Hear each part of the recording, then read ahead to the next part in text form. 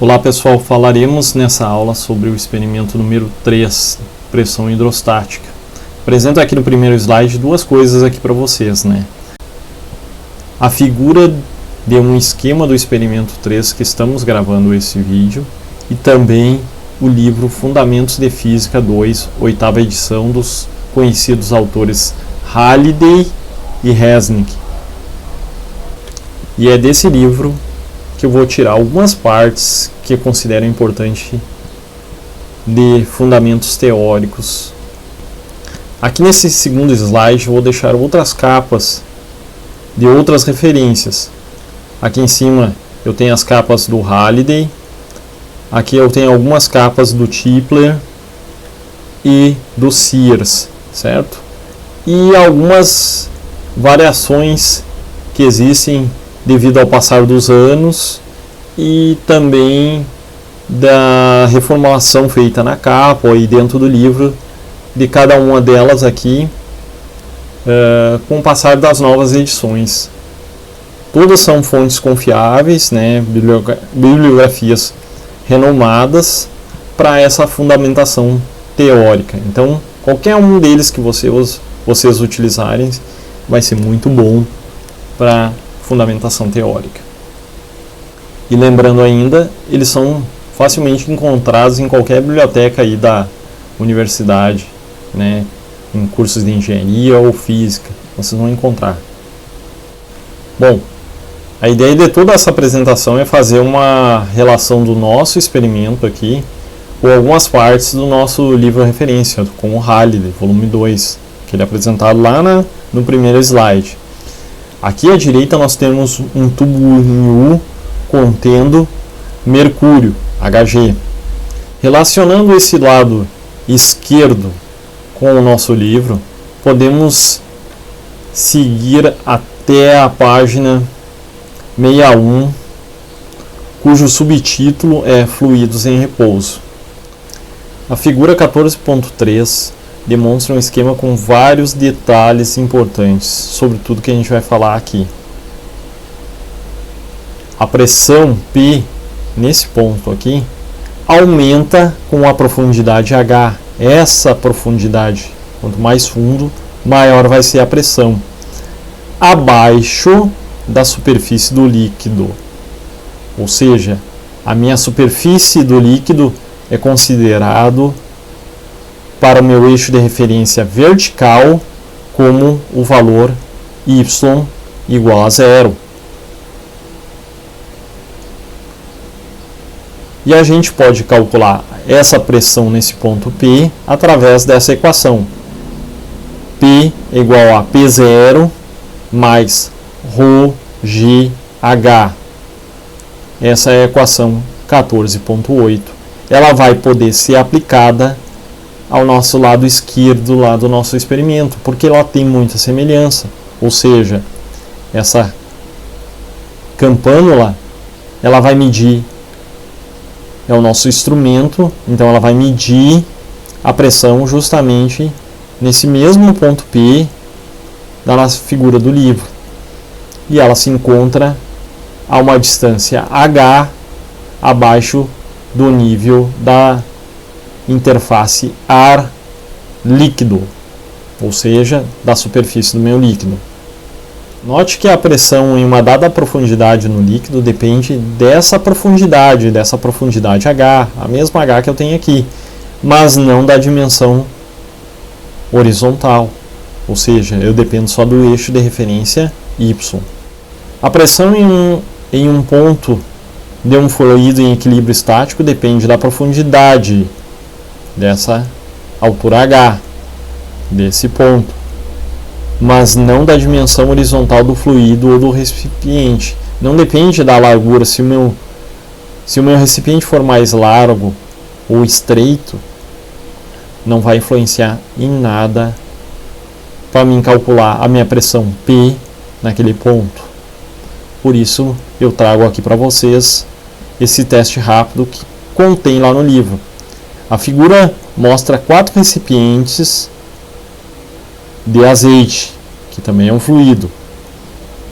Ordene-os de acordo com a pressão na profundidade H da maior para a menor. Ele quer dizer, para essa linha do nível 2 aqui, qual deles tem maior pressão?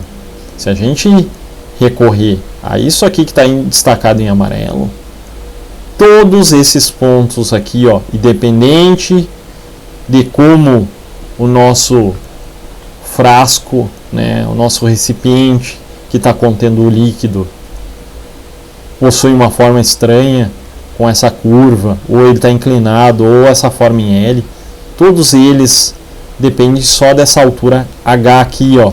Então, para esse nível 2 aqui, ó, que eu estou destacando, todas as pressões são iguais. Se eu pegasse um outro nível intermediário aqui, ó, todas as pressões seriam iguais. Continuando, destaco novamente a equação 14.8. Ela será utilizada para fins de cálculo da pressão absoluta para alguns pontos dentro da água, já que a campânula, que serve como instrumento de medição de pressão dentro do nosso reservatório de água, certo? Ela vai se encontrar em várias posições de profundidade. E ainda, no nosso experimento lá no laboratório, o nosso recipiente utilizado para conter a água nada mais era do que uma proveta graduada de vidro, que também me permitia visualizar mais facilmente a posição em que se encontrava a minha campânula em função da minha graduação que eu tenho em ml da minha proveta. Uma parte dessa equação tem relação com o fluido que se encontra acima da água. Tudo que se encontra aqui, ó, existe um fluido, que no nosso caso é o ar. Então, P0 representa este fato. Está relacionado com o ar, que gera uma certa força e, portanto, uma pressão sobre a superfície desse líquido, no qual podemos descrever aqui como a pressão atmosférica. Essa força se deve à coluna de fluido formada pelo ar e ela possui uma certa densidade. Outra parte é devido à coluna de água, que também tem uma densidade e tem uma altura H e sofre alguma ação gravitacional e, portanto, também exerce uma força.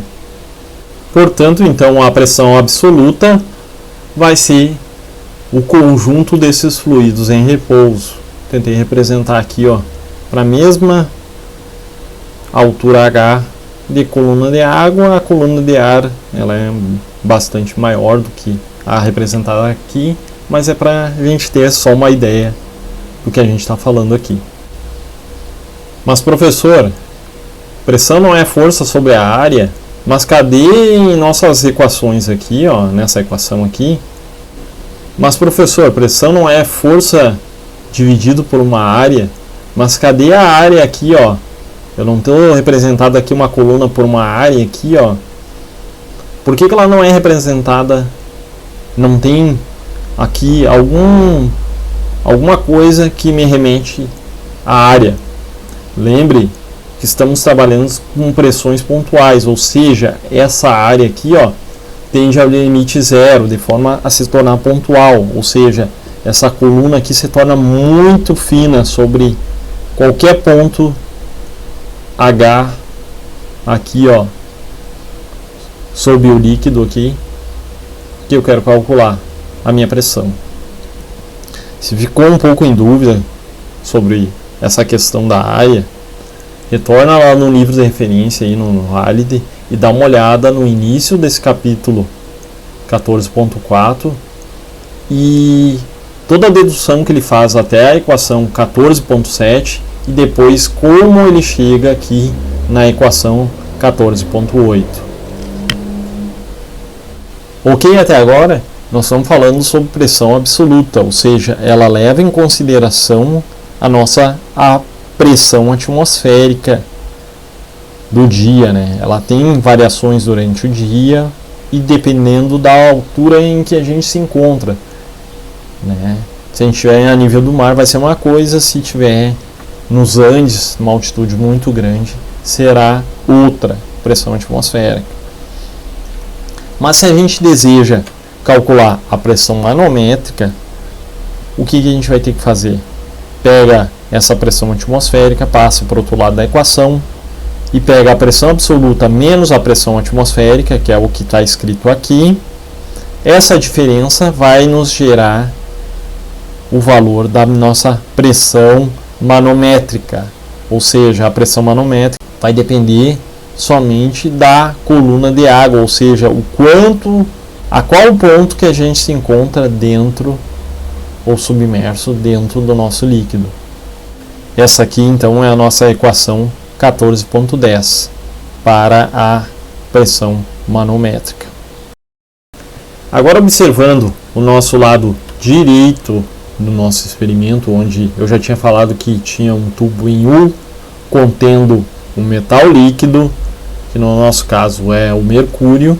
Observem agora a figura 14.6 do livro, onde existe a representação muito parecida do que estamos realizando aqui no nosso experimento. Mas só que aqui o reservatório de gás não possui nenhuma comunicação com o meio externo. À medida que essa câmpula entra dentro da água, vai se assemelhar muito a esse tanque, ou seja, não vai existir nenhuma comunicação desse ar presente aqui, ó, dentro dessa região aqui, com o ar da atmosfera. Mas a pressão que existe aqui, ó, dentro desse ar confinado, vai ser a mesma desse gás aqui, ó, confinado nesse tanque. E novamente o desnível H entre o nível 1 e 2 do meu mercúrio ou de qualquer outro líquido contido nesse tubo nos dará a pressão. Mas a pressão ali contida tem relação com esse desnível H observado nesse líquido do tubo em U. A mesma coisa é aqui, ó. Vamos ver o que está escrito aqui nessa figura 14.6. Um manômetro de tubo aberto usado para medir a pressão manométrica de um gás no tanque à esquerda. Nesse caso do nosso experimento é esse aqui é o nosso tanque, ou seja, aqui o ar está confinado. O lado direito do tubo em U está aberto para a atmosfera. Esse lado aqui, ó, está aberto aqui para a atmosfera. Aqui, ó, também temos o nosso tubo em U também aberto para a atmosfera. Ambos, a altura H vai me dar, para esse caso, a pressão desse gás. Nesse caso, vai me dar a pressão para esse gás, que tem relação com a minha pressão pontual para essa altura H da água. Ou seja, no meu experimento eu estou fazendo a medição para uma dada altura H dentro da água, eu vou ter uma pressão que tem relação com essa altura H do mercúrio. Note que para essa equação, quando eu trabalhar com a água, a densidade que eu vou trabalhar aqui é da água e a sua respectiva altura H. Agora, quando eu trabalhar com o mercúrio, eu vou ter que trabalhar com a minha densidade do mercúrio e a minha dada altura H que eu encontro aqui, ó, no tubo em U. Mas vocês já pararam para pensar ou já viram alguma coisa falar sobre a densidade do mercúrio? Né? Como eu falei lá no início, ele é um metal líquido, né? Ele tem esse aspecto prateado, e o interessante dele é que a densidade dele é bastante elevada. Tá aqui, ó, o valor que eu encontro em uma pesquisa rápida da internet aí. Se eu fizer lá, essas imagens aqui foram retiradas lá do Wikipedia.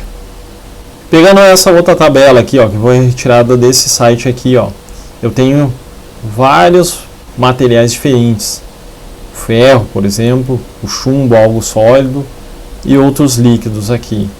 O interessante mesmo aqui é fazer a minha relação entre a água e o mercúrio, que é o que a gente tem lá no nosso experimento. Se eu pegar a água, a tabela nos fornece que existe para uma relação quilograma por metro cúbico, e esse valor é de 1000 quilogramas por metro cúbico, ou seja, se eu tiver um cubo de 1 metro por 1 metro por 1 metro contendo água, esse cubo vai ter a massa de 1000 quilogramas. Já se eu pegar o mercúrio e fizer a mesma coisa, uma caixa de 1 metro por 1 metro e 1 metro, de forma a confinar mercúrio dentro dela, essa caixa aqui, ó, ela vai ter a massa de 13.600 quilogramas. Note que será 13,6 vezes maior, ou seja, maior do que da água. A nossa água é considerada a referência, ela vai ser o valor 1. Então, 13,6 vezes maior do que a água, já que ela é considerada 1 nessa unidade aqui, ó, de gramas por centímetro cúbico. Mas ela vai me dar aqui a relação. Se eu pegar o gelo possui uma densidade menor do que a da água. E aqui explica o fato, por exemplo, do gelo flutuar sobre a água. Se eu colocasse no mesmo frasco mercúrio e água, quem estaria ao fundo seria o mercúrio e depois a água, devido à sua densidade ser maior do que a da água.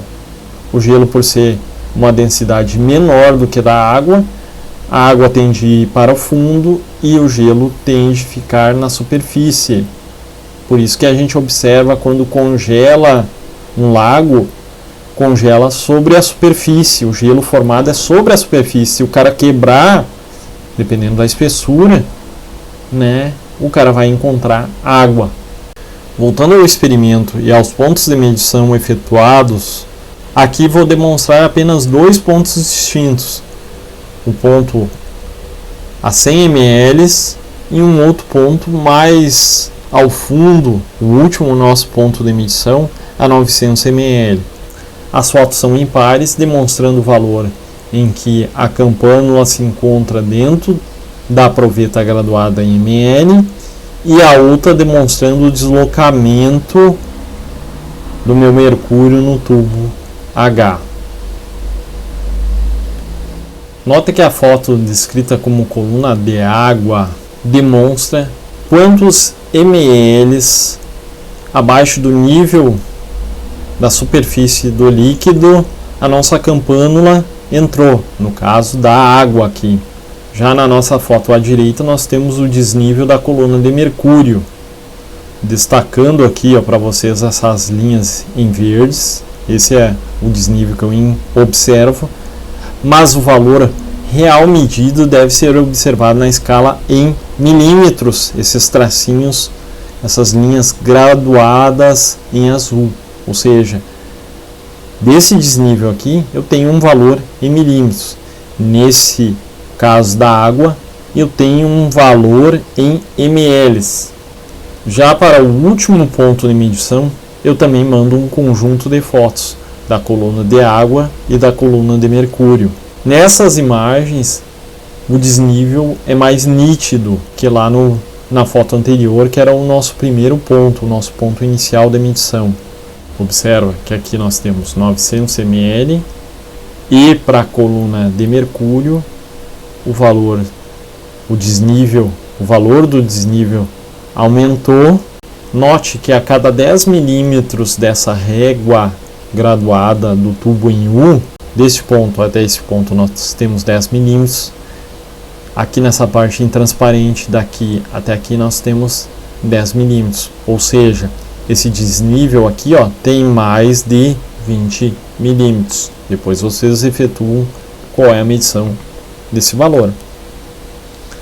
Bah, mas professor, tu apresentou as equações lá para nós e falou que tinha dependência sempre da altura. E para nós aqui tu está apresentando o valor em ml. ml é volume, não tem a ver com uma unidade de medida de comprimento. Isso aí não está errado? Como é que a gente vai fazer isso aí, pessoal? Como é que eu vou transformar esses valores em ml para valores de unidade de comprimento, de medição simples?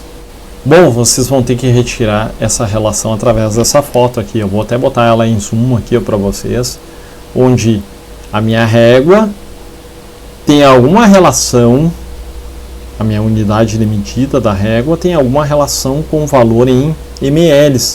E para mim chegar a descobrir, ou vou ter que criar ou escolher qual é a minha unidade de medida ali, então vou transformar o meu valor em ml, ou para centímetros, ou para milímetros, ou para metro, ok? Não, aqui vai ser a escolha de vocês, tanto faz o valor que vocês, a unidade de medida que vocês escolherem. O tratamento dos dados desse experimento número 3 eu efetuei aqui no Excel. Eu criei o tratamento de dados que eu efetuei para esse experimento número 3 foi utilizando o Excel, mas se você tiver familiaridade a trabalhar com outros programas, tipo Orange ou até LibreOffice, que tem um programa semelhante ao Excel, pode efetuar sem problema nenhum. Eu só vou demonstrar através do Excel, que fica um pouquinho mais fácil aqui, porque ele é um programa mais comum, de domínio mais simples. Eu acho que quase todo mundo já trabalhou alguma vez com Excel. Então vocês, para cada valor da coluna de água de vocês, que está lá em ml, a foto de vocês vão criar aqui um valor na tabela de vocês. Eu trabalhei com os valores em metro. Os gráficos aqui, ó, todos que eu apresento para vocês, vai ser com as unidades de medida em metro. A coluna de mercúrio eu procurei trabalhar com milímetros. Então o valor que apresenta aqui na coluna, nesse eixo Y da coluna de mercúrio, tem relação com esses valores. Esse valor você pode conseguir via regra de 3, né? Assim como qualquer uma dessas outras unidades. Esse valor em milímetros você obtém da régua graduada com tracinhos em azul da foto do desnível da coluna de mercúrio. Vocês podem efetuar a transformação da unidade da coluna de mercúrio para atmosférica e para Pascal. Quando eu ploto o gráfico da coluna de água com mercúrio, eu obtenho esse tipo de gráfico aqui. Já da água com atmosférica, esse gráfico da água com a pressão em Pascal vai ser esse outro gráfico aqui, ficou um pouquinho tapado. Notem que os pontos são um pouquinho dispersos, eles não são totalmente alinhados, mas a gente consegue traçar uma reta aqui que lineariza esses pontos. Como é que eu faço isso? Você clica sobre algum desses pontos, clica com o botão esquerdo sobre algum dos pontos, depois clica com o botão direito e ele vai aparecer essa abinha aqui, ó, formatar linha de tendência. E aí você vai dizer que quer colocar uma linha linear, ou seja, uma reta, e deve exibir a equação no gráfico e exibir o valor do erro quadrático. A equação que vai ser demonstrada é essa equação aqui, ó, que ela tem uma cara de equação de primeiro grau, né? Y é igual a ax mais b, ou no caso menos b, e o valor do erro quadrático é esse aqui. Ou seja, quanto mais próximo de 1, menor é o erro dessa linearização. Mais, de forma mais correta, essa reta está representando esse conjunto de pontos que você tem. Ah, professor, mas tu deixou aqui tudo tapado, né, os valores. Sim, vocês vão obter os valores de vocês. Eu botei aqui, ó, tudo em branquinho aqui para vocês não enxergarem os valores e não copiarem os valores que eu obtive, ou seja, os valores que eu efetuei para minha leitura. Cada pessoa vai efetuar essa medição de uma forma um pouquinho diferente, porque os valores que cada um pode ler, pessoal, existe um erro de leitura, então existe um erro associado à leitura, até as fotos, o posicionamento que você se encontrou para efetuar cada uma das leituras, ou seja, a foto que eu estou apresentando para vocês, né, talvez não seja a melhor posição que vocês deveriam se encontrar, mas devido à pandemia, devido a toda essa situação que a gente se encontra atualmente, né, nas nossas aulas experimentais, a gente optou por mandar as fotos e vocês efetuam as leituras. Vocês têm como dar zoom na foto e tentar ajudar a melhorar a visualização, por exemplo, da escala em mercúrio, assim como vocês podem também melhorar a medição aqui da água, né? Ok?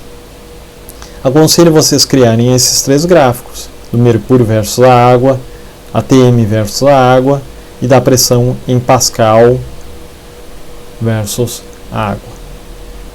Observem agora esses 2 gráficos. Eu fiz o mercúrio versus a água, só que em uma das equações aqui apresentado para vocês, eu defini a intersecção dessa reta, passar aqui, ó, pela origem do meu sistema, ou seja, passar por 0, 0, ou seja, definir a intersecção em 0, 0, por isso que ela está selecionada.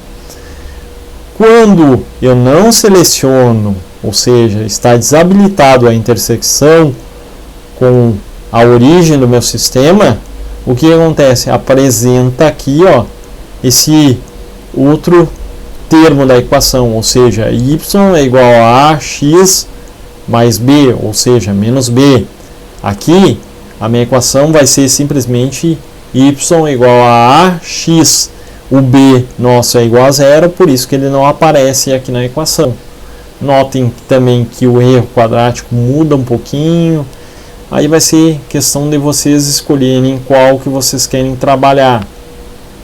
Parem, pensem, vejam o que é melhor para vocês trabalharem. Eu vou apresentar alguns resultados trabalhando com esse método aqui, certo?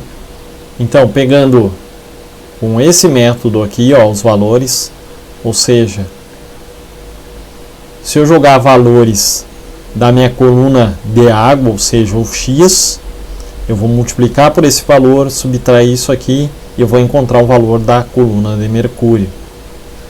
Eu pesquisei aqui na internet qual é a altitude que a gente tem, qual é a elevação em relação ao nível do mar da nossa cidade de Santa Maria. Ela é de 113 metros, certo? Além de outros dados populacionais que não tem interesse agora. Mas com relação a essa outra tabela retirada desse site aqui, ó, eu consigo ver que com o aumento da altitude a minha pressão atmosférica diminui. Lembra que eu falei lá num dos nossos slides que se eu tiver a pressão, se eu tiver a nível do mar, a minha pressão atmosférica é 1. Se eu tiver lá nos Andes, né, que possui uma altura elevada, não me recordo se é 1000, mas é elevado, ou seja, a ideia aqui é vocês visualizarem que com o aumento da altitude, a minha pressão atmosférica diminui. Como Santa Maria se encontra a 113 metros, é algo entre 100 e 200. Existe um experimento, o experimento de Torricelli, que ele realizou há muitos anos atrás, em que ele pegava um tubo e enchia de mercúrio, certo? Metal líquido, ele invertia e colocava aqui, ó. E aí parte daquele líquido, né, extravasava aqui para esse recipiente aqui embaixo, até um ponto que ele cria vácuo. Então nós vamos ter uma coluna de mercúrio. E a pressão atmosférica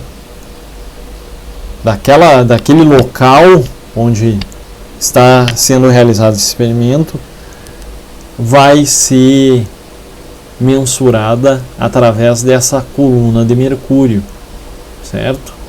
Que é algo em torno de 76 centímetros ou 760 milímetros, que é esse nosso primeiro ponto inicial aqui dessa tabela. Se eu colocar x igual a 10 multiplicando isso aqui, eu vou chegar em 747,47, subtrai esse valor, eu chego nesse valor aqui, ó. Eu estou chegando num valor em y, ou seja, em milímetros de mercúrio. 745,25 milímetros de Hg. Isso vai me dar a pressão atmosférica aproximada para o nosso experimento, ou seja, para essa elevação de 113 metros, que é a elevação em relação à cidade de Santa Maria em relação ao nível do mar. Ou seja, o meu valor está coerente, ele está entre 742 e 760 para cada uma das altitudes aqui. Por isso que eu destaquei isso aqui para vocês. Mas professor, por que a gente usou 10 aqui para o x? Espera mais um pouquinho, espera mais 2 ou 3 slides, eu vou explicar sobre isso aqui. Por que eu utilizei o valor 10 metros aqui, ok? Voltando aqui um pouquinho aos gráficos, certo? Eu coloquei essa outra tabelinha aqui embaixo, aqui, ó. E aqui os gráficos daquela primeira tabela lá que eu apresentei para vocês, que eu criei os gráficos, tudo. Eu coloquei, por exemplo, o valor de 15 milímetros de mercúrio, né? Ela é igual a 1,5 centímetros ou 0,015 metros. Esse valor de 15 metros que se encontra aqui, ó, no gráfico, ele me gera um ponto próximo daqui, ó, da reta, que se encontra próximo de 0,2 metros para a água. Tá ok? Isso. Essa relação aqui eu obtive através dessa equação aqui. Se eu pegar esse mesmo ponto de 0,2 metros, que está aqui, ó, no meu gráfico, ele me gera um valor próximo de 2,0 e na menos 2, ou seja, 10 na menos 2 atmosferas. Tá vendo aqui, ó, que o valor que eu encontrei é próximo daquilo ali, né? Eu não estou pegando o exato aqui, o gráfico está numa escala pequena, até a gente ter uma ideia da coisa aí, que existe um pouquinho de diferença.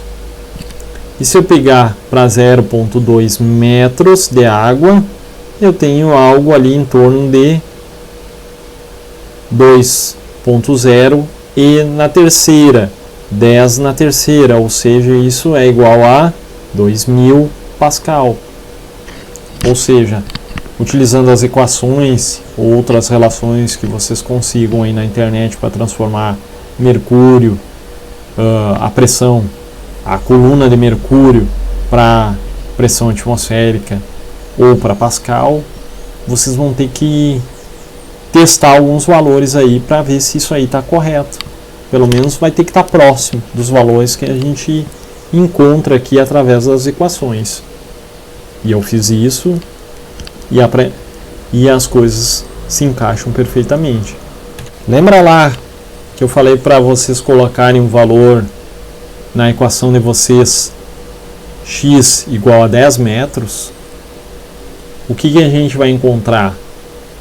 760 milímetros. Existe uma diferencinha, ou seja, a minha equação não está bem correta, né? Para 760 milímetros teria que dar exatamente 10, mas isso é um erro associado a todo o meu experimento, ou seja, tem, né, a relação água e mercúrio através daquela equação tem um pouquinho de erro, mas é um erro aceitável, certo?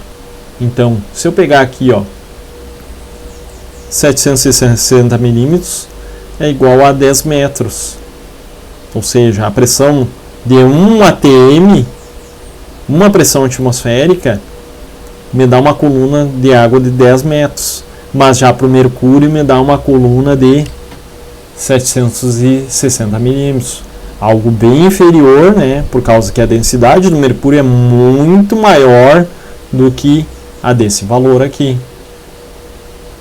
Já a pressão em Pascal, né, para uma atmosfera tem relação com esse valor de 101.325. Outro motivo legal, por que eu escolhi 10 metros? Porque esse valor 10 metros para a coluna de água, ela é bastante importante para quem é mergulhador, pessoal. A cada 10 metros, né,